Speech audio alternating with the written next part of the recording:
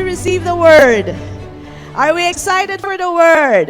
Amen. All right. So, we are now in part 7 of the book of Revelation, the revelation of Jesus Christ. It's all about Jesus Christ. Ang hinahanap lang po natin, revelation, the unveiling of Jesus. At sino po yung Jesus na nakikilala natin ngayon? The resurrected, glorified Jesus Christ. Amen? Praise God. So we are now in the church in Sardis. No? Church in Sardis na po tayo. But before that, we'll have our review of the revelation that we have received so far. And of course, 1 to 7 din po ito, no? And it's all about Jesus Christ. So number 1 po, the cleansing blood of Jesus is what saved us. Yan po natutunan natin. And made us have a good conscience, no? Kaya tayo may magandang konsyensya, malinis ang konsyensya. Alright? It's because of the blood of Jesus Christ and not our obedience. Kasi pag sa obedience nyo nakasalalay, nako, hindi ho tayo, kumbaga, fixed and firm, no? Hindi tayo on stable ground. Pero if that is based on the cleansing blood of Jesus and what Jesus Christ did for us on the cross, lagi po tayong stable. Amen po ba?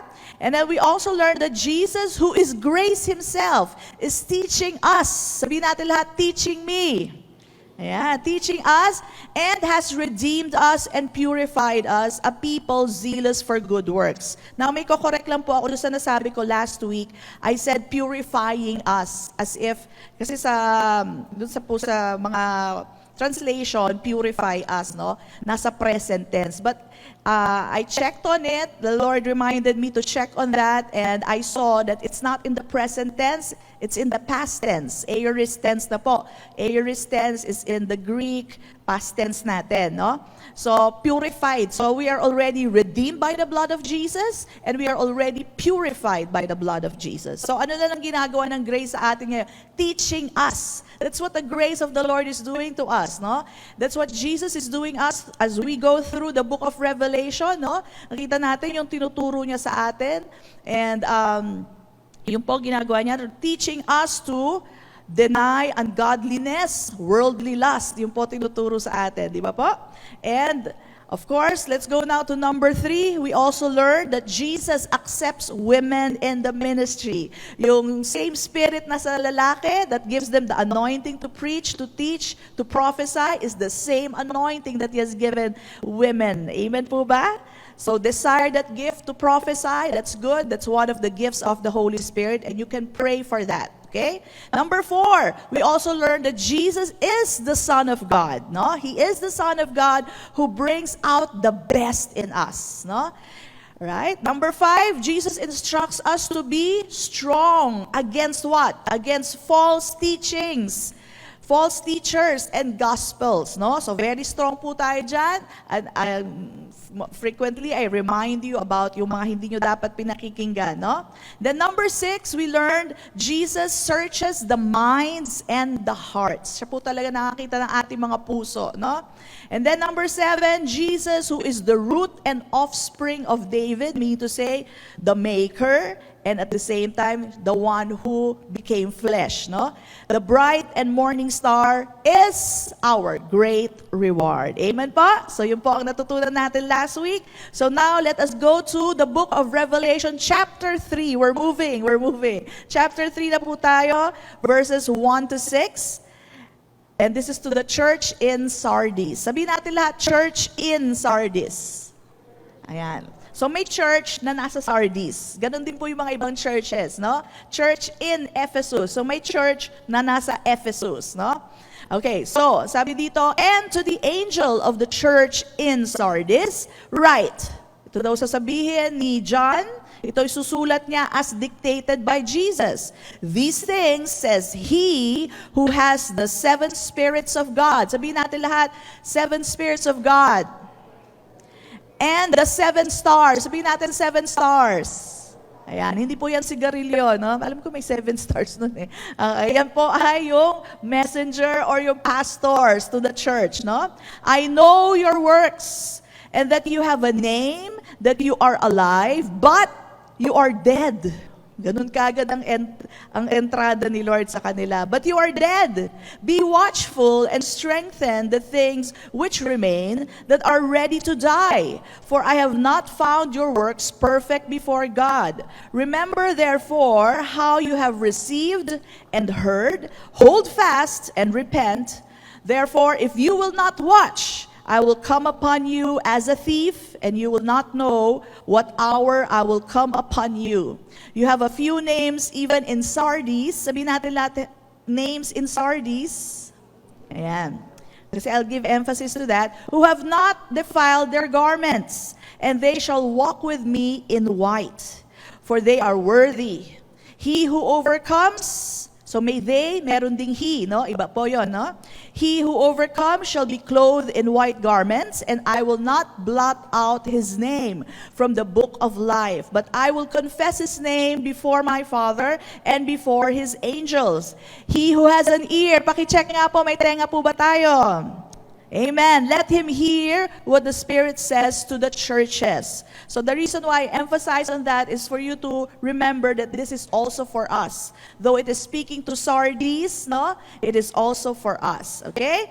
So again, any correction that we'll hear today, kasi it started out with the correction, wala nga silang good point no? Correction kagad. So any correction we hear today, tandaan po natin, these are loving correction of our Lord Jesus Christ. Kaya niya tayo kino-correct dahil mahal tayo. Hindi dahil galit siya. Hindi siya galit sa atin. Right?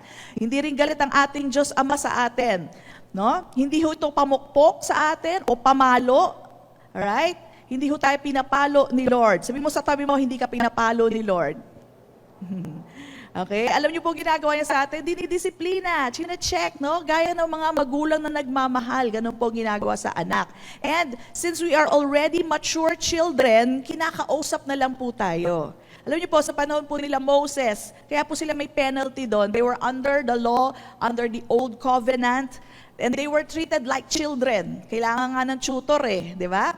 Pero in the new covenant, do you know that all children are mature children of God? We are all mature children. Walang hindi mature children. Kaya ang kausap po sa atin ng Panginoon ay by word. The discipline comes by word, not by punishment. Hindi tayo binibigyan ng parusa, sakit o karamdaman. Hindi po galing sa Panginoon yon, no? So He speaks to us like mature children, no? And He speaks to us with His word. Okay? So, yun po ang difference ng old tsaka new. Okay? And remember, ito po napakaganda, remember that God the Father is utterly, completely satisfied and pleased with the blood of His Son, Jesus Christ. Okay na po sa Kanya, completely satisfied po siya. The sacrifice of Jesus at the cross, right, satisfied the Father, no? So, ibig sabihin, wala na tayo kailangang bayaran. Wala na tayo kailangan pagbayaran na parusa. We will not be penalized. Bakit? Lahat po ay tinanggap na ni Kristo.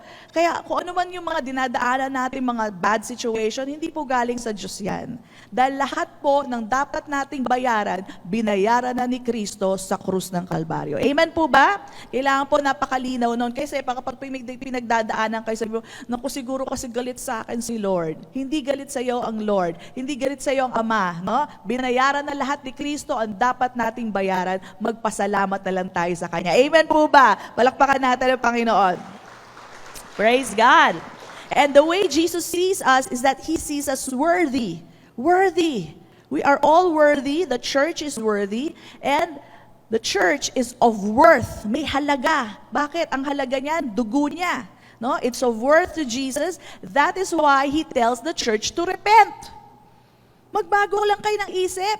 Kaya nga pinaparepent. Kasi kung wala siyang pakialam sa atin, bahala kayo sa buhay nyo. Sirain nyo buhay nyo. Di ba? Ganun lang yun, madali lang yun. Mas walang problema, di ba? Wala nang iisipin pa. Pero siya hindi. Repent. He continually says to us, repent.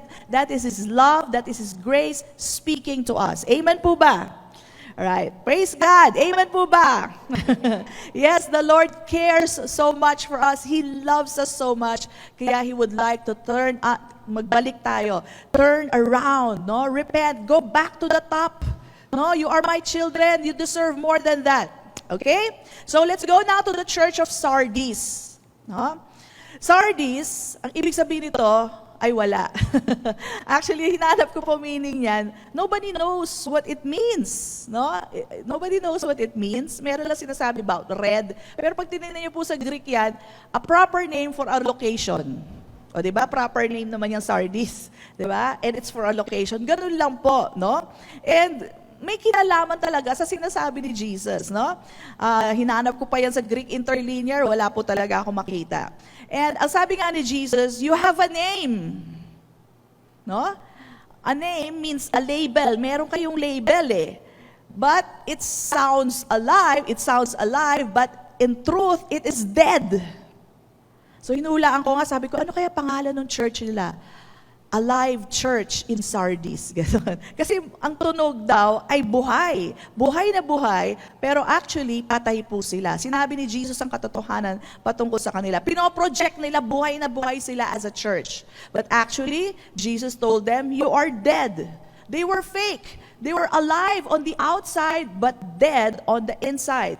They are lifeless, walang buhay. So yun po ang sinasabi sa kanila ni Lord, no? Matunog na matunog ang kanilang pangalan. Now, bakit kaya matunog ang kanilang pangalan? Yun ang matututunan natin ngayon. Matunog ang pangalan, pero patay ang katotohanan sa kanila, no? Patay po sila. So, that's the reason why Jesus introduced himself as the church, the one who has the 7 spirits of God.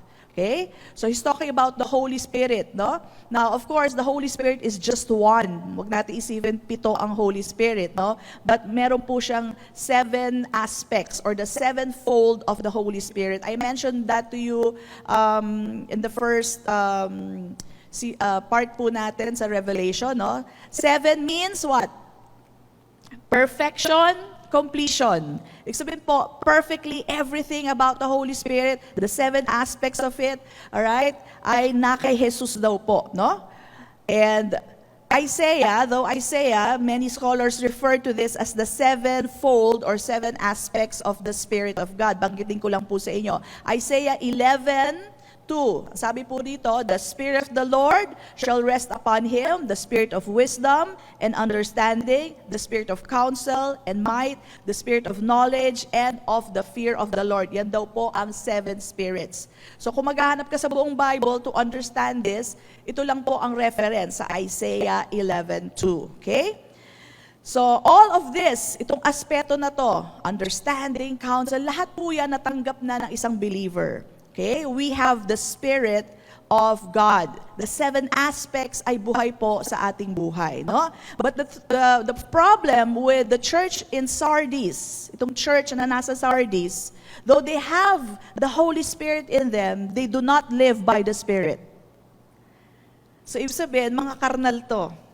They are not led by the, hindi nila ina-allow, they are being led by the Spirit, pero hindi nila ina-allow na i-lead sila ng Holy Spirit. Kaya ang introduction ni Jesus, the one who has the 7 spirits. Yun ang bunga. So doon lang natin makikita yung clue about the church in Sardis, no? Sa pagpapakilala ni Jesus, kasi yun ang problema nitong church na to, no? And even today, we know of believers, may mga kilala siguro tayo, who, you know, on the outside, they are known to be believers, kaya lang, they are not led by the Spirit of God, no? They are not led by it. They do not operate in the Spirit. They do not walk in the Spirit. And natandaan po natin, sabi po ni Paul, if we live in the Spirit, ano sabi? Let us also walk in the Spirit. Yan po ang ating verse, di ba? But itong church in Sardis, they are dead. They are not walking in the Spirit, no? They are already living in the Spirit but not walking in the Spirit. So hindi dapat po ganun ang Christian life, no? As the Spirit leads us, yun po dapat ang ating ginagawa. Hindi po kung anong leading ng ating laman, no? Kasi alam naman po natin may leading ang laman. Tama po ba? Naririnig natin parehas yan, ang laman at ang Espiritu ng Diyos, no? Ang laman, sabi ng laman mo, huwag mong patawarin. Ang sabi ng Espiritu, patawarin mo. Amen po ba? So nangungusap po parehas yan. So ang church in Sardis, ang pinakikinggan lang nila, yung laman nila. They don't live in the Spirit. They don't walk in the Spirit, rather. Okay? And they are dead. Yan po ay matinding statement ni Jesus. No? They are dead. Sino po ba yung mga dead? Now, in the Bible, those who are called dead are those who do not have Christ in them. Meaning to say, unbeliever sila. Unbeliever po sila, no? So, bakit po? Alam niyo po, in history, ito lang po ang history na nakita ko about the church in Sardis. They are the what you call, let's get along. Let's get along attitude sila. Let's not offend anyone attitude. Yun po ang attitude ng church in Sardis, no? Kumbaga parang ganito, Diyos mo, si Apollo, ay ako naman ang Diyos ko, si Jesus. Okay, ikaw, sino? Si Athena, ay gano'n ba? Okay, fine. Kain tayo. Ganon. So, ayaw nila maka-offend ng iba. Kung yan ang Diyos mo, I respect you, well and good, no problem, let's eat, let's do things together. Hindi naman sila katulad ng church in Pergamum and church in Thyatira, kung saan nai-influencean pa sila na pumunta dun sa church ng mga idol worshiper, or not church, but dun sa temple ng mga idol worshiper at nakikisamba sila doon. Hindi sila ganon. Sila naman yung, let's get along. Let's respect one another. Di ba? Ika nga, yan ang reliyon mo, ito naman ang akin, well and good. Sama-sama tayo. Ganon sa kanila. So, meaning to say, they do not make a stand. They don't even share Jesus. No? They don't even say, well, you know, Jesus is the only way. Hindi nila sinasabi yon. They would get along fine with them without stirring the water, ika nga. Ayaw na nila magulo pa may stress pa Pag nag-share pa ako, mas stress pa yung relationship namin. So ayaw po nila ganyan. Tipong, I respect you, you respect me. Di ba? Ganun yun eh. And I think this is very much prevalent in our times today. Di ba? Huwag na tayong mag-stress sa isa't isa. Basta tanggap ko ikaw, tanggap mo rin ako. Ganon. Okay? So they do not make a stand that Jesus is the way, the truth, and the life. Hindi naman sinabi ni Jesus, I am a way, a truth, and a life. Ang sinabi niya, I am the way, I am the life, the way, the truth, and the life. So, ibig sabihin nun, definitely siya lang. Wala nang iba. But let's not stir the water. Huwag na nating guluhin. Pag nakita pa niyan ako, iiwasan ako niyan eh. Kaya, yan ang Diyos mo, si Apollo, ako naman si Jesus. Okay? Ganun lang po sila. At sama-sama po silang namumuhay. Okay? So, yun po ang style nila doon. And Jesus is telling them, you are dead. Okay? You don't want to offend anyone. Now, I remember a very, yung kilalang pastor po, hindi naman sa bansa natin, but in the States, okay? And he was asked, kasi very popular siya, he was asked in a very popular talk show, at ang tanong sa kanya ay ito, is Jesus the only way to heaven? Okay, syempre na-pressure siya. Naiintindihan ko naman siya, yung pressure niya. But he made the wrong answer. He said, well, in my faith, gano'n na, takas na siya dun eh. Nakatakas na siya dun. In my faith, Jesus is the way. But there are many ways, sabi niya, to Jesus. Sabi ko, sa isang banda, nakalusot siya. Pero sa isang banda, hindi niya pinanindigan that Jesus is the only way. Alam niyo po ba, after po nun, ang dami po mga pastor na nirebuke siya. And mabuti naman nare-rebuke kasi at least natuto siya. He actually changed his statement. No? So, I know one of the pastors that rebuked him was Benny Hinn. Okay? Nirebuke talaga siya kasi ba't ganun yung sagot niya? Para bagang okay lang, no? Na, kasi magaling yung pagkakasagot eh. Sabi niya, in my faith, pero parang sinabi niya sa inyo, bahala kayo. Pero in my faith, Jesus is the only way. And then sabi niya, but there are many ways to Jesus. Sabi ko, okay. So, nakalusot siya doon, pero sa mga pastor, hindi siya nakalusot. He changed his statement later on. Praise God. So, you know, a healthy rebuke is very good. Pag nare-rebuke ka, at least, mali ako doon. Okay? So, maganda po yun. So, to be able to relate to people, alam niyo po ba, you don't have to lose your identity in Christ. So, yung sa tabi mo, don't lose your identity in Christ. Okay? Alam niyo bakit? Without Christ, we believers, we don't have an identity. Jesus is our life.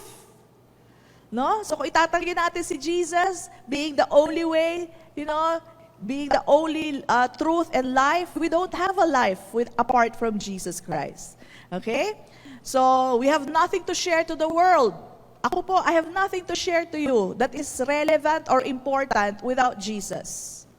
Ano yung ituturo ko sa inyo? Wala po. So, my identity, the reason why I'm a pastor is only because of Jesus. No other reason. Okay? So, the church in Sardis lost their identity. Kaya po, sikat na sikat sila. Ha? Bakit po? Kasi lahat kaibigan nila eh. Nire-respeto nila lahat ng Diyos-Diyosan. Okay? So, yun po ang problema po ng Sardis. No? Now, look at this. Pastora, hindi ba tama naman yun? You get along with everyone? Well, you know what? When Jesus is here, you always look to Jesus pagka gusto nyo malaman ng katotohanan. When Jesus was here, He offended a lot. Tama po ba? He offended the Pharisees. He offended the Sadducees. Ang dami po niyang in-offend. Maski nga believer na-offend pa sa kanya eh. Bakit? Hindi siya to please everyone because He sticks to the truth. We just need to stick to the truth. Jesus only spoke what the Father spoke. Paano naman tayo? We speak what Jesus spoke. Amen po ba? So pag tinatanong tayo, is Jesus the only way? Well, sabi po sa Bible, Jesus is the way, the truth, and the life. Therefore, yes, Jesus is the way, the truth, and the life. Okay? We stand by the truth. So sa Sardis po, nawala na po yung kanilang pagkakaiba sa ibang relihiyon. They get along so well, and that is why, sabi ni Jesus, you have a name. At parang buhay na buhay kayo, pero ang totoo, patay kayo. So parang yung mga patay, no? Yung mga patay, sabi daw, parang ganito, itabi mo yung Kristiyano sa patay, wala nang difference.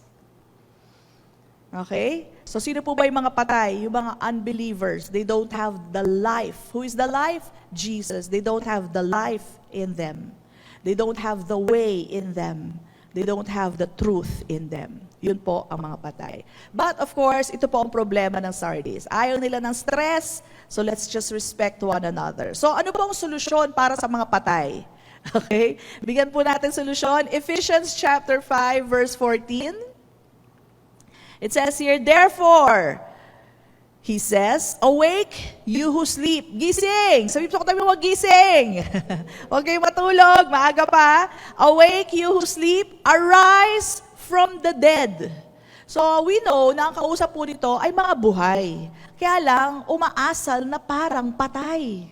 Amen po ba? Kasi kung hindi naman po sila buhay, bakit mo pa sasabihin, arise from the dead? Hindi na makakabuhay yun. Hindi na tatayo yun. Kaya lang, ang sinasabihan po dito ay mga natutulog, yung mga para bagang patay din. No? Kung gumalaw, parang patay din. And sabi dito, and Christ will give you light. So come alive, gising-gising. Sabi mo, saktabi mo, gising! Remember also, ito po magandang panggising sa atin, we live, we move, and have our being only in Christ. Huwag kayong makihalo sa mundo na hindi na malaman ang diferensya nyo. No?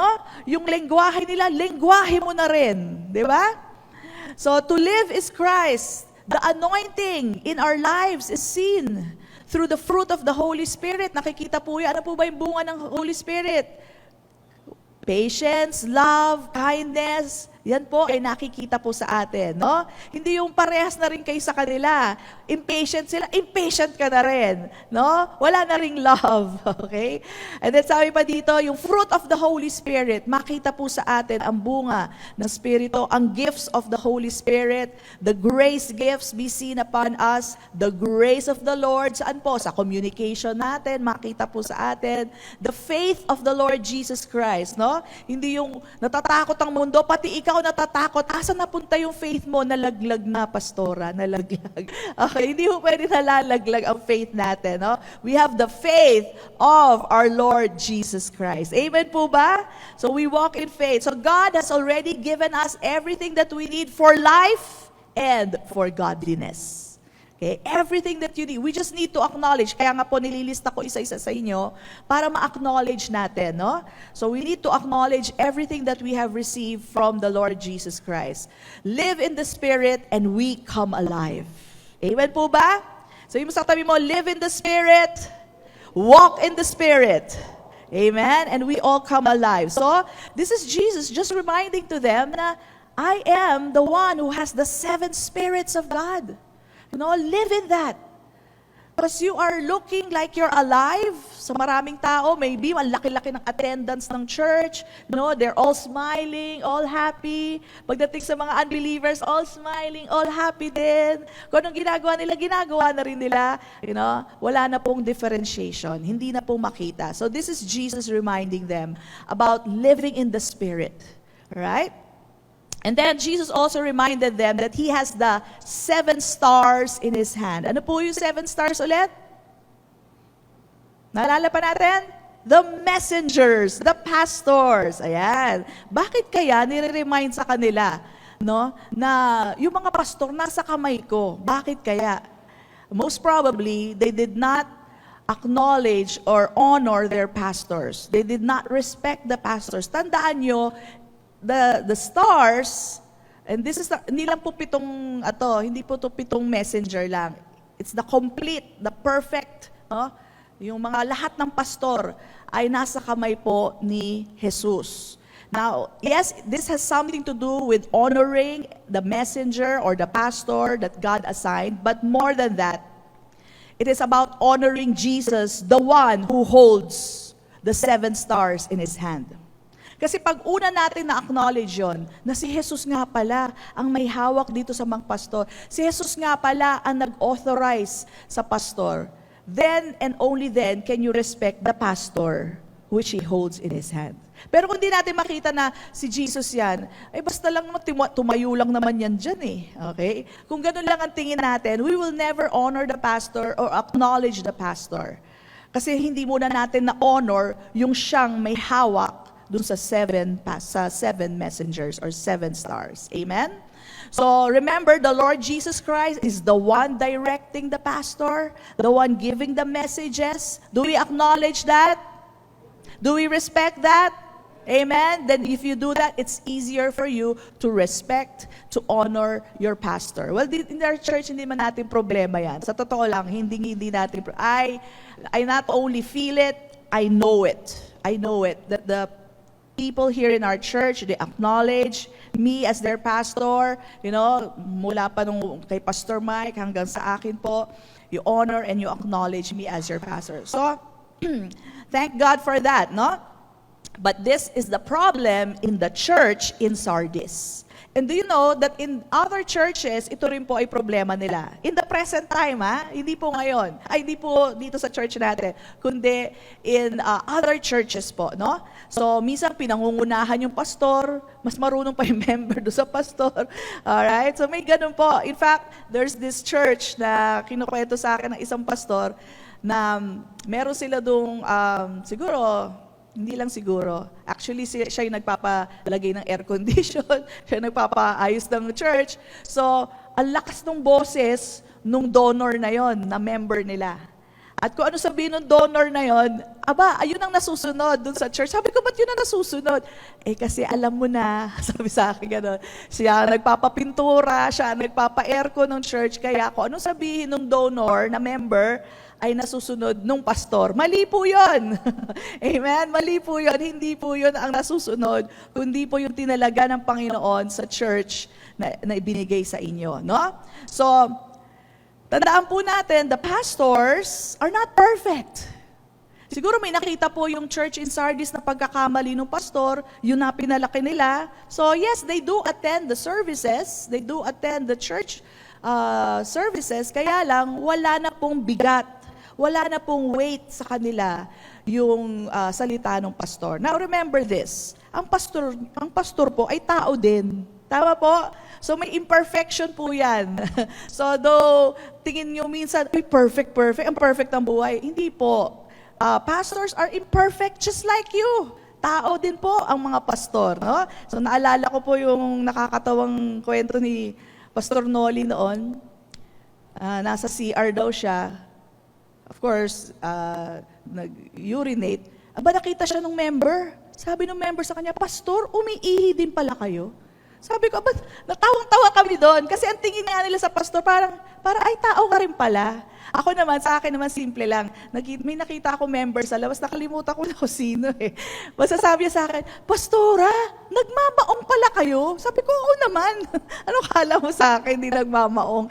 Di ba? Hindi nagpapantalon, di ba? Tipong gano'n eh. So, minsan merong ibang isipan ang miyembro sa mga pastor. Ako nga dati may pastor akong kilala, nagte-tennis. At saka ang hobby niya, hindi pa uso nun yung mga photography. Ba, tisod na tisod ako kasi wala pa akong kaalaman nun. So I understand why some members look differently at the pastor, na para bagang ang pastor, walang magagawang mali yan. Ay, hindi po. Pastors are imperfect. Ito lang po tatandaan natin, ang siyang nagtalaga sa kanila, ang perfect. Amen po ba? Kasi pag niligay niyo po ang pastor in a pedestal na kung saan hindi po walang pagkakamalian, oras na magkamalian, tisod ka. Nagkakamali naman, ako na magsasabi sa inyo, nagkakamali po ako. Ito ko lang, kanina lang kinorek ko yung pagkakamali ko. Nagkakamali po ako. Kaya po sa teachings natin, napaka-importante po ng mga verses. You know why? So that you yourself study. Hindi yung lahat na lang ng ipresenta sa inyo, tatanggapin na lang natin, amen lang tayo ng amen. No, you study the verses yourself. That's the reason why we have the verses. No? So that you know for yourself. No? Hindi yung tinatanggap lang natin. Minsan, baka hindi naman dito sa church. As far as I know, wala mo po kami tinuturong mali dito. But you know what? In other churches, halimbawa, mapasyal kayo doon, nakita nyo, iba yung tinuturo, di ba? At least, you know how to discern, to differentiate. Amen po ba? Napaka-importante po nun. So again, what is perfect is the designation of the Lord Jesus Christ. It is He who put them there, no? So, hindi po yung imperfection ng pastor ang hahanapin po natin. Ay, naku, marami kayong mahahanap. Marami po akong kilalang pastor. Marami kayong mahahanap sa amin kung iisa-isahin niyo po yun, no? So, and kami naman po mga pastor, you know, what we can do is only to lead you by the Word of God and allow the Holy Spirit to speak to you, but we can never control you or manipulate you. So, pag kinokontrol na, ibang usapan na po yun. So, I do not control anyone. Tanong niyo po, baka meron kayong alam dyan na kinontrol ko. Wala po akong kinokontrol, no? So, sa Sardis po, yun ang problema nila. Ginawa nilang parang radyo yung kanilang pastor. Ano isabihin ng pastora? Pinakikinggan, pero selective lang. Kung ano lang gusto nilang pakinggan. Pag ayaw nila pakinggan, hindi nila papansinin. No weight on the words of their pastor. Kaya si Jesus nagpapakilala sila, I am He who has the 7 stars, the messengers in my right hand. Okay? So, pinapaalala niya lang. So, respect your pastor. Yung sinasabi niya sa Church of Sardis. May authority sila. They're in my right hand. Okay? Sila nagbibigay ng update. Sabihin natin lahat, update. Update from the Lord. Tandaan niyo yan. Kasi mamaya, bibigyan ko kayo ng example. No? So, ito po ang loving correction niya sa church in Sardis, which we will also learn from. Number 1, be watchful. Sabi mo sa katabi mo, be watchful. So, ibig sabihin nun, give strict attention or focus to the words. Yung sinasabi ng pastor, hindi lang yan galing sa kanya, galing yan kay Jesus. Mensahero nga lang kami. Mensahero lang po. Ang mensahero, hindi niya mensahe yung nandoon. Tama? Pag may nagdala sa inyo ng mensahero ng Meralco, siya ba nagsulat ng Meralco bill? Hindi. Siya ay mensahero lang ng Meralco. Tama? So ako rin po, mensahero lang po ako ni Lord. Right? Kung ano pinapasabi niya, yun lang po at hindi ko po pwedeng dagdagan, bawasan po yan. No?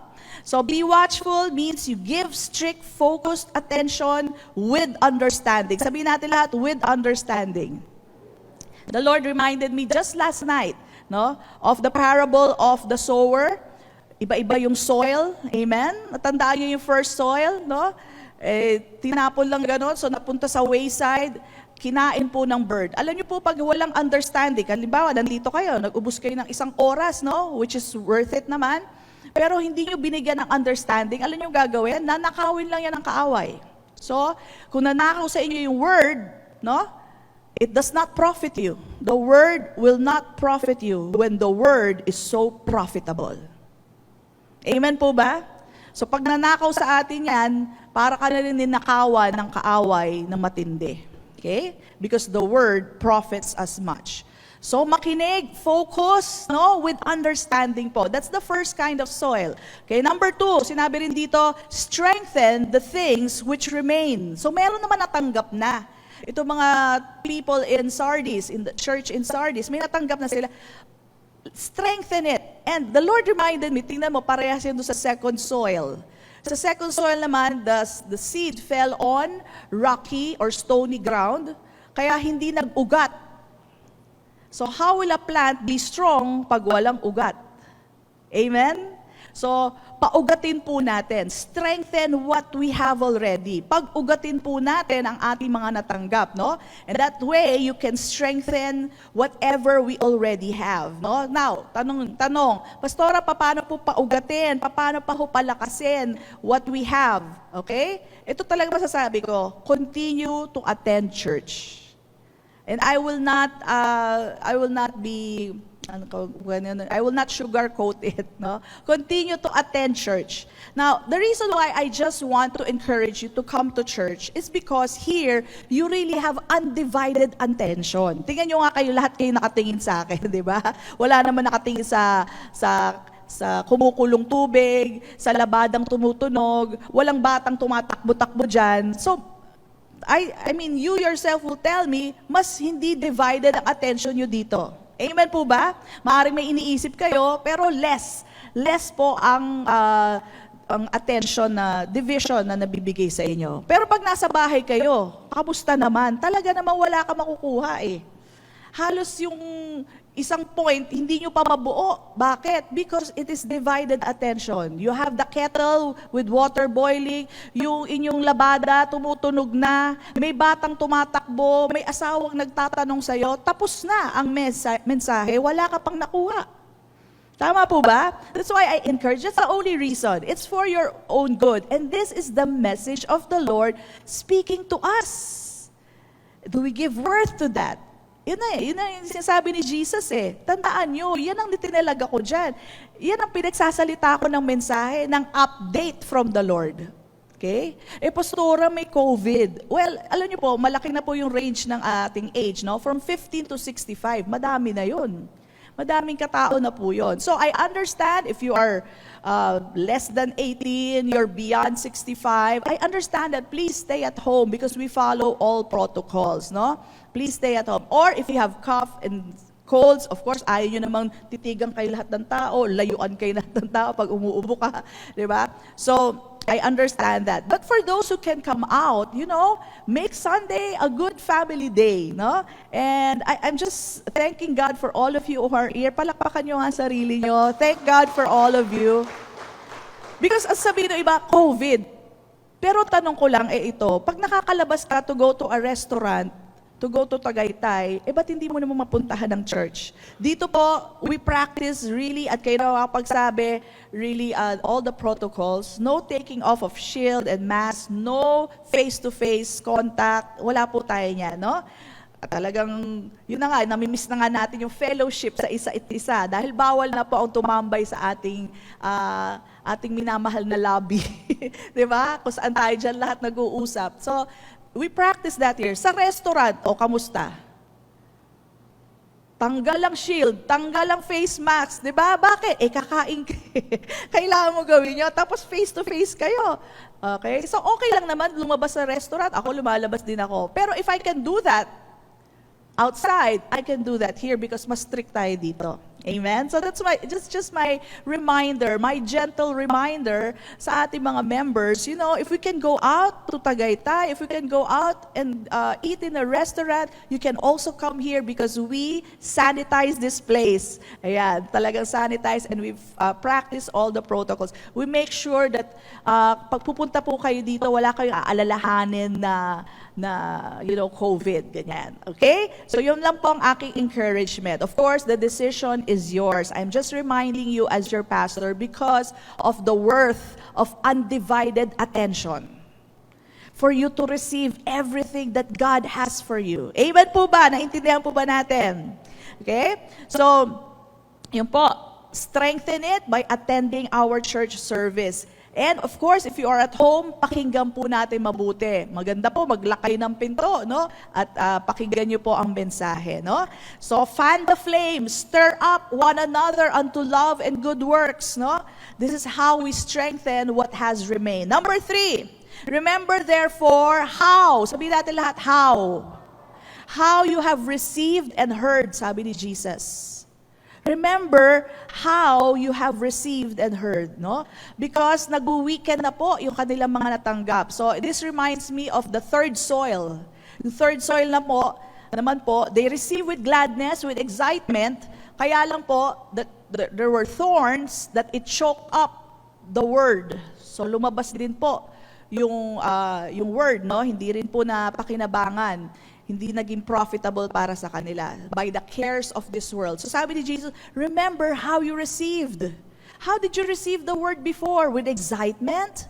Did you receive it with gladness? Alalahanin mo yon at balikan mo ulit yon. Huwag yung, ay, yan na naman yung message. Ay, ganun na naman. You know, yung parang nagkakaroon ng familiarity. Sabi ni Jesus, balikan mo how you receive, no? Why? Because the same measure that you give is the same measure that you receive. Okay, you give it your 100%, let me tell you, the Word of God will profit you 100%. You give it 50%, bakit? Kasi iniisip mo yung kakainin mo mamaya, 50% din po. Yun po, same measure lang po. Same measure that we give is the same measure that we receive. Okay po? So, natutuwa lang po ako pagka nag-a-attend po ako ng mga FG online. Ay, nakikita ko naman po sa mga members natin. They are so excited for the word. They receive so much. Halos lahat po ng points ko ay nakukuha talaga at may notes pa talaga. So, I am really thankful to the Lord that I have such members in this church. Once again, palakpakan natin ang Panginoon sa inyong mga buhay. Really, talagang sabi ko, uy, kuha mo lahat. Nakukuha talaga, point per point, no? So, I'm really impressed that our members are learning. And as a pastor, yun lang po kaligayahan ko, na natututo po ang mga miyembro. Kasi po, ibig sabihin na impart natin ang mensahe as the Lord has given me. Amen? So, yun lang po kagalakan ko. Masayang-masaya na po ako doon. Okay? So, when I listen to them talk, talagang I know they have received the Word of God. And number 4, hold fast. Yun po ang instruction sa kanila in the Church of Sardis, no? Church in Sardis. So, hold fast. This represents the good soil. Yung good soil talagang tinanggap nila yung Word, no? Talagang tinanggap nila. So, hold fast. Kapitan nyo, bakit? The Word is life. Word is life to us, no? Sa Sardis po, hindi nila kinapitan ng salita. In fact, sila pa ho ang naiimpluhensyahan ng sa labas. Okay? Alam nyo, kumausap kayo, subukan nyo lang, experiment. Kumausap kayo ng isang Kristiyano na matagal nang hindi nagcha-church. Pansinin nyo, iba ang lengguwahe. Iba na mag-isip. At iba na rin ang sitwasyon nila sa buhay. Yung hindi na pinoproblema dati, ngayon problema na. True? True. Ibang lengguwahe nun. Nagugulat ako, minsan sabi ko, ba't gano'n magsalita yun? Tapos naalala ko, ay, oo nga, hindi na kasi siya nakaka-attend, sayang. Iba na po, pumansin kayo ng mga ganong klase, no? Now, they are still saved, don't condemn them. It's just that now, they're just blending so much with the world, hindi mo na makita yung diferensya. Ito yung church in Sardis, ito yung typical masasabi natin sa church in Sardis. Nasa isang lugar sila, nagtatrabaho sila, tapos sasabihin niya, Christian nga ako eh. Sabihin ng tao sa kanya, Christian ka? Hindi nga. Hindi halata. Yon. In punto, yun po ang church in Sardis. Hindi halata. Yun po ang hindi magandang masabi tungkol sa atin, na hindi halata na tayo ay Kristiyano. Bakit? Lengguwahe nila, lengguwahe na rin natin. Di ba? Diba? Tapos yung mga desisyon nila, desisyon na rin natin. Yun po ang nangyari sa church in Sardis. So this is why the Lord is telling them, hold fast. Ano pa? Remember how you have received. Ano pa? Strengthen the things which remain, And be watchful. Yan po ang sinasabi sa kanila. And this is a good reminder for us as well. No? That's why I encourage you as your pastor, hindi po dahil, ay naku si pastora, kaya gumaganyan kasi yung tithes. Hindi po, alam niyo mga members natin, sa totoo lang. Maski po hindi sila nakaka-attend, pinadadala nila ang kanilang mga tithes and offering. Kaya hindi po yun ang concern ko. Baka akala niyo yun ang concern ko. Nagiging tapat lang po ako sa inyo. Because I want you to benefit from the Word with your undivided attention. Amen? So you can profit from it. Amen? Amen po ba? Ganong kaimportante ang Word. Look at this. John chapter 6 verse 63. It says, "It is the Spirit who gives life. The flesh profits nothing. The words that I speak to you are what? Spirit." So itong word na naririnig nyo, this is spirit. And this is life to you. So the words that I speak to you are spirit and they are life. This is our life. Ito yung sinasabuhay natin. Kaya hindi tayo katulad nila. At ito sasabihin ko sa iyo, kaya hindi katulad natin ang sitwasyon nila. Napansin nyo ba? Iba ang sitwasyon natin sa sitwasyon nila. Sila yung lahat ng kaaway nila, pinag-uusapan. Lahat ng complaints sa mundo, di ba? Pero praise God tayo, pinapasa Diyos natin, we do not complain, nililift up natin sa Panginoon. Amen po ba? No? Hindi natin problema ang problema nila. Magkaiba po ang problema natin. No? So, that's the reason why the Word is so important. Hebrews 4:12 tells us, the Word is living and active. Ito pong naririnig po natin, especially of course the scripture that I mentioned to you, they are alive. And they are actively working in our lives. It affects our decisions. It affects your life. It gives us wisdom. Kaya ganyang kahaba ang pasensya mo dahil sa word na natatanggap mo. Kaya nagtataka sa iyo mga kaibigan mo, bakit hindi ka pa nagagalit sa kanila? Awayin mo na yan. Because you have the word. That's the difference. John 17:17, sabi po ni Jesus ito sa prayer niya, sanctify them, sabi niya sa Father God, sanctify them, the people, the believers, by your truth. Your word is truth. Amen? So, kailangan natin ang katotohanan. So, what is so important with the word that Jesus sends His messenger, yung mga pastor po. Now, hindi lang po yung pastor, no? Of course, there are evangelists, there are apostles, prophet, teachers, no? Hindi lang po yung pastor, but messenger. Kaya ginagamit ko po yung word na messenger. Because sometimes there are messengers that come here as apostle, prophet, evangelist, teachers, no? How important is this message? Okay? The word separates you from the world. Tagalan mo lang na hindi ka makinig sa word of God. Hahalo ka sa mundo. Hahalo ka talaga. Okay?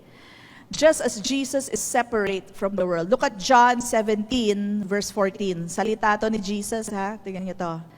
I have given them your word. He's talking about believers. Ang sabi dito, and the world has hated them because they are not of the world, just as I am not of the world. So kung hindi man tayo panigan ng mundo, okay lang yon. Kapanig naman natin ang ating Panginoong Jesus. Amen po ba? It's okay if they don't agree with us. Right? As long as we know that we are in agreement with Jesus Christ. So the word that we receive is so important. It actually separates us from the world. That's the only reason bakit kayo nasa-separate. Bakit nyo kayang mamuhay na separate from the world, no? Ang mundo po ay pabulok ng pabulok, padilim ng padilim.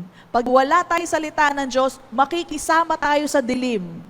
Yung takot nila, magiging takot din natin. Tandaan nyo yan. But praise God for the word.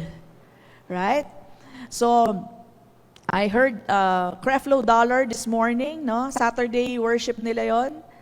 And he was talking about how the signs of the times are being manifested so strongly. Sabi niya, in New York, it's already flooding. Right? Something that never happened. Yung flooding ngayon sa New York. And then he mentioned also sa West Coast, imagine 12 states are affected by the wildfire. Umaabot pa ngayon sa Canada. Can you imagine? Never before did this happen. And then in Europe, okay, sabi nga, ang nangyayari daw ngayon, the wealthy countries are affected by the climate changes. Right? Yung hindi kaya pabagsakin ng economy, ang bumabagsak sa kanila ay climate change. I saw one of our sisters who posted, no? I think that's in Brussels, Germany. It's flooding. Never before na nangyayari yun. Right? So these are things that, narinig ko lang naman kay Creflo, but I'm aware of these things na unprecedented. And they say this is climate change, no? But we believers, we know these are, sabi nga, signs of the times. Hindi pa, it's not yet the end, but parang isang babaeng nagle-labor. Dati nakakakita tayo ng mga flooding, but you know, ngayon mas matindi ang flooding. Dati nakakita tayo ng wildfire, pero mas matindi na. Parang patindi na patindi yung labor pains as the time is coming for birth. So sa atin naman po, naintindihan natin, before the rapture comes, lahat po ito ay mangyayari. No? Makikita po natin. And we are actually seeing this. No? Unprecedented. Okay? So, that's why tayo naman po ay hindi na natatakot, praise God, sa rapture. Amen po ba? Sino dito natatakot pa sa rapture? Wala na po. We are actually ready for the rapture, I tell you. Amen? At ito na nga lang, nakikita ko nga itong words ni Jesus sa atin, para mga huling pasabi. Just fine-tuning every edges, no? Para, Christian na tayo, born again, mananampalataya tayo, but he's just, the rough edges, sinusmoothen na lang niya before the coming before his coming, no? Before the rapture. And tayo po, hindi tayo natatakot sa rapture. Actually, may napakinggan po akong isang pastor na nagtuturo. Hindi ko alam kung pastor siya, basta nasa Facebook siya. And sabi niya, we do not teach the rapture. Sabi niya, for many years, he has been teaching the rapture. Pero ano daw nangyari? Natakot lang ang mga tao. Sabi ko, ang tagal mo tinuro ang rapture? Takot lang ang nadala sa tao? Sabi ko, maling pagturo yun. Dahil ang rapture, hindi nakakatakot, nakaka-excite. Amen po ba? I don't know about you, but I'm so excited about the rapture. Amen? So it's the coming of the Lord. And the reason why I'm so excited of that is because, again, it's not because we are going kasama tayo sa rapture dahil sa ating ginawa, kundi dahil sa ginawa ni Kristo. Yun talaga kasiyahan ko. Kasi kung base sa ginawa ko, medyo kakabahan ako ngayon. Totoo lang, kakabahan ako. At kakabahan din kayo. Nakabase pala sa ating gawa. Kaya yung iba talaga takot sa rapture dahil sinasabi nila, hindi pa ako handa. Bakit ka naman hindi naging handa? Kristiyano ka na. Kasi ang dami pang mali sa buhay ko. Teka muna, hindi naman base sa buhay mo, kundi sa nagawa ni Kristo sa krus ng Kalbaryo. Amen? Yes! Kaya excited na ako dumating ang rapture. Di ba? Pwede mo sabihin, now na, Lord, now na. We are heaven ready. We are rapture ready. Amen? Praise God. So, yung mga nagsasabing nakakatakot ang rapture, pinananakot kasi nila. At huwag kayong makikinig sa mga yon. Kasi alam nyo, ba't namang sinasabihan ko kayo na huwag kayong makinig? Hindi dahil, actually you can, but ang sa akin lang is, pag meron kayong mga areas na hindi alam, tapos may sinabi yung pastor, hindi nyo ma-defend. Are you getting it? Hindi nyo ma-defend. Unlike if a pastor is listening to that, kaya kami mga pastor, pinakikinggan namin yan. Para pag may nagtanong sa amin, kaya namin kayo sagutin. Alright? And we know how to negate kung ano yung sinasabi niya by the scripture. Hindi ko naman sinasabing hindi nyo kaya, but not all believers are like that they can negate. Kaya nga ang tawag sa inyo, sheep At kaya nga kayo may shepherd. Kasi yung shepherd, mas kita niya ang mga bagay-bagay, di ba? So, it's not putting you down. It's just that the shepherd just wants to protect you. And that's why that we tell you, do not listen to these people. Kasi pag meron kayong area, oo nga no, mapapaganong kayo Minsan sa ganda ng presentation, oo nga no. Bakit nga ba ganun? Mapapaganong, hindi nyo kaya i-defend ng ibang scripture. Hindi ko naman sinasabi sa lahat, sa ibang na hindi nyo kaya talaga i-defend, but there is a tendency, no? Compared to the pastor. Tama po ba ako? So I'm not belittling your knowledge of the Word of God, but I'm saying that, I'm just warning you because may mga ganyang katuruan. Hindi na sila nagtuturo ng rapture at hindi na rin sila naniniwala sa rapture. Okay, say, wag kayo mag-intay kami, nag-iintay kami. Praise God, okay? So, praise God, yun po ang nagagawa ng Word of God sa atin. We are sanctified. And then we are comforted with the Word. We are encouraged by the Word. Hindi tayo natatakot sa pagdating ng ating Panginoon. Amen po ba? And lastly, number 5, repent. Ito po ang sabi sa kanila, sa church in Sardis, repent. You have a name. Para kay buhay, hindi naman kay buhay. Alright? So, the Lord always want His people to change their minds. Ganun na lang po ang pag-ibig niya sa mundo, sa mga tao, lalo sa mga believers, magbago kayo. And I'm really saying sa mundo, kasi maski unbeliever, gusto niyang magbago. Hindi lang po tayo mga believers, no? So, repent. Pent up. Go back to the top. Yun po, isabihin ng repent, no? Pent means the top part of the building. Re means again. So, go back up. Yun po ang sinasabi. So Sunday after Sunday, do not see the message as, another message, another, okay, next please, susunod naman, let's go to the next church. Hindi po ganun yon. May mensahe po yan para sa atin na galing sa Panginoon mismo. Amen po ba? Natuwa nga ako kay Rick Renner. If you know Rick Renner, he's a Greek scholar and very sound po ang kanyang mga teaching. Sabi niya, when you see your pastor, sabi niyo sa pastor niyo, Pastor, you're an angel.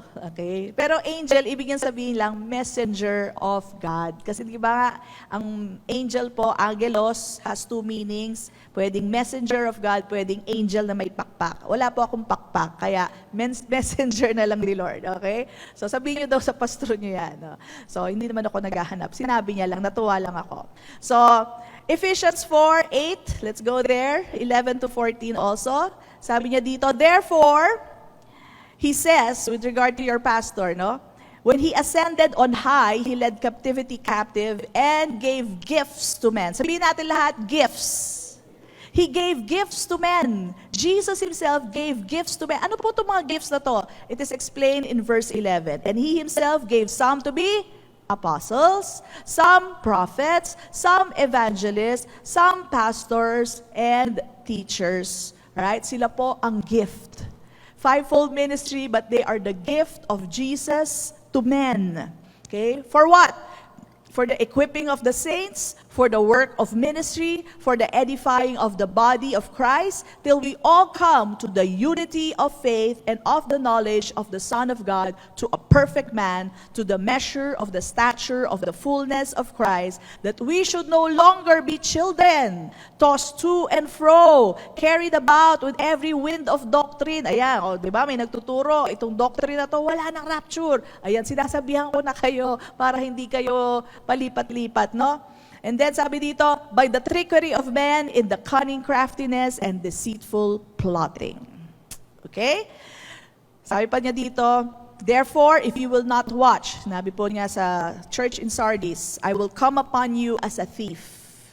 Okay? Tingnan niyo to. Ito medyo pag hindi mo naintindihan, bakit si Lord parang gugulatin tayo, parang magnanakaw. Okay? And you will not know what hour I will come upon you. So, this has to do with you being updated with the messages He gives to the pastor, to the church. Pag wala kayong update, it's like the Lord will come upon you like a thief. Tama po? Bakit? Ang thief, walang notification. Meron bang notification? Mamaya po, magnanakaw ako sa inyo, 7:00 ng gabi. Meron bang ganun na thief?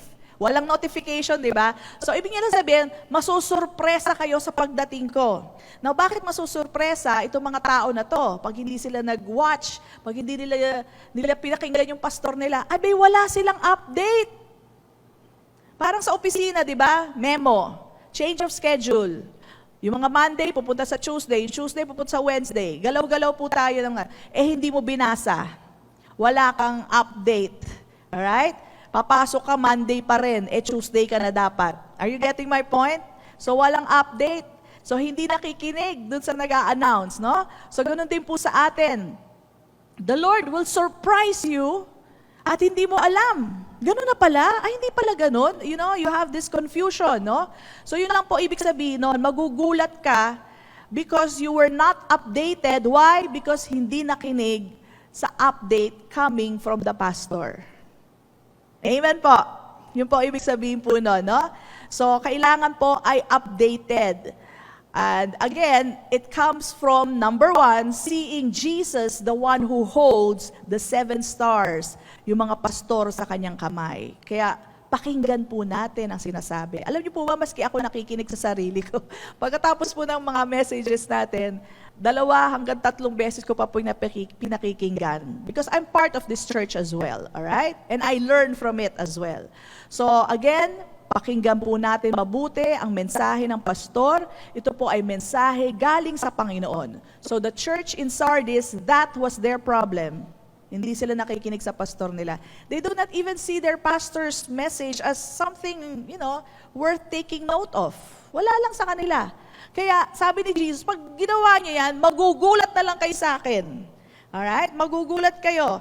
Hindi kayo kasi updated. Hindi niyo alam. No? Katulad dito, kung hindi nyo alam that rapture is not something to be afraid of, yung mga ibang believer, I mean to this very day, takot sila sa rapture. Pero kayo, takot pa ba kayo sa rapture? Hindi na. So sila, it's as if the Lord will come upon them na sila'y gulat. Okay? So, yun po ang problema ng Sardis, and that should not be our problem, no? And then, sabi po dito,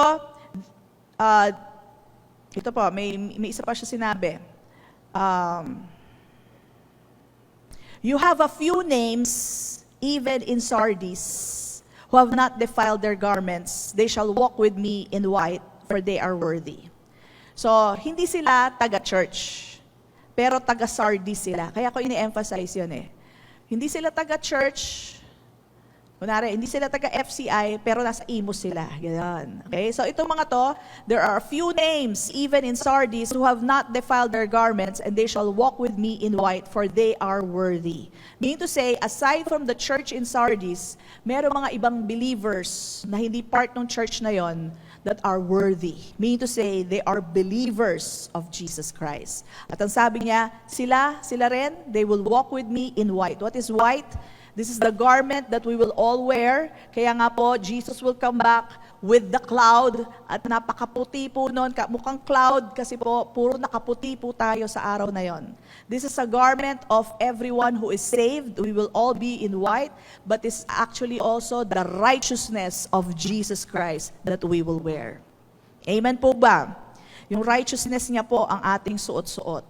So kasama rin po niya itong mga ilang pangalan na nasa Sardis, no?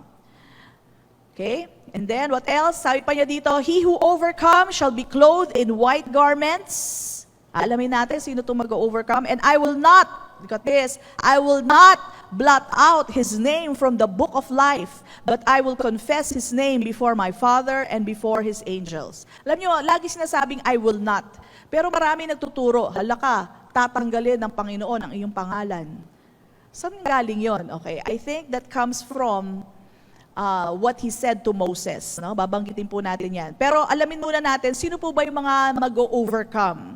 Okay, 1 John chapter 5, verse 4 to 5. You have to know this. This is an update. No?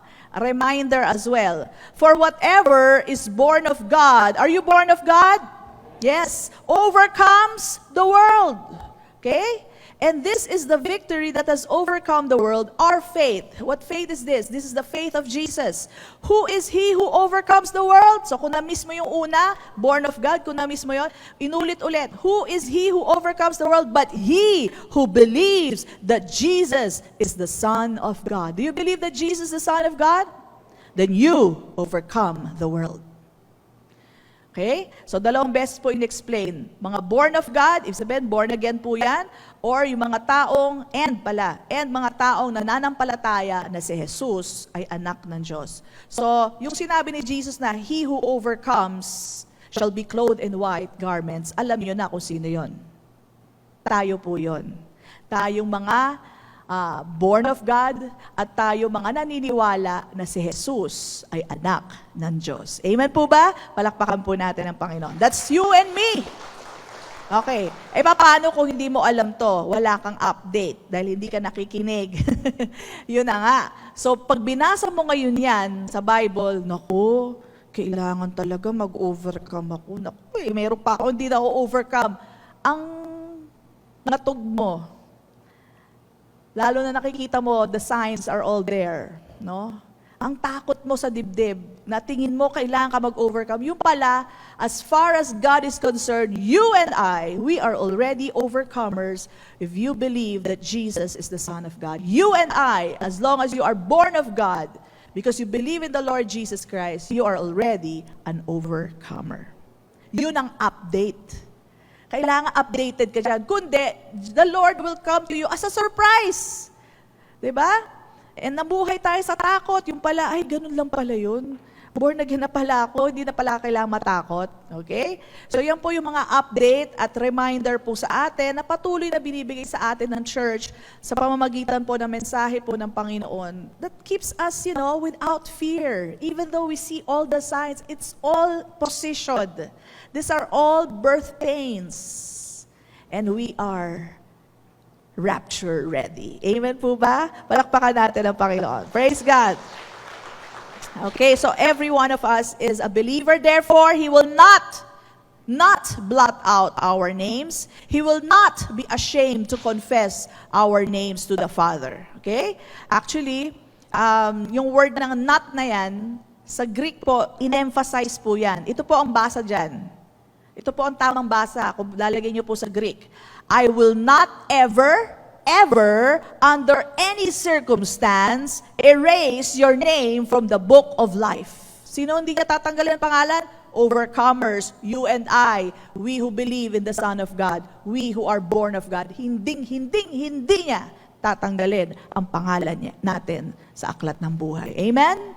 At i-confess niya ang pangalan natin sa kanyang Ama. Hindi siya mahihiya. Amen po ba? Praise God. So that is comfort, that is assurance. Sino nagsabi na nakakatakot basahin ang book of Revelation? That is such comfort to us believers. Amen. Again, in the Old Testament, kaya po yung iba, kung bakit po, minimix po kasi nila yung Old Testament sa New, kaya minsan ang turo mali. Kasi in the Old Testament, the Lord said to Moses, whoever has sinned against me, I will blot him out of my book. Paano yan pag tinuro ng pastor? Pag nagkasala daw kayo, tatanggalin ang pangalan nyo sa aklat ng buhay. Di syempre, nanginig ka naman. Bakit? Kasi nagkakamali ka pa, sino naman makakapasa dyan? Kahit papano, sa isang buwan, magkakamali ka, di ba? Magkakasala ka, paano yan? Pastor, hindi ako sa isip pa lang, nagkakasala na tayo Di ba? So, that is an old covenant message of the Lord. No? At sinong kausap? Si Moses. So ito po ang difference between the old and the new covenant. Under Moses, no one was good enough for the book of life.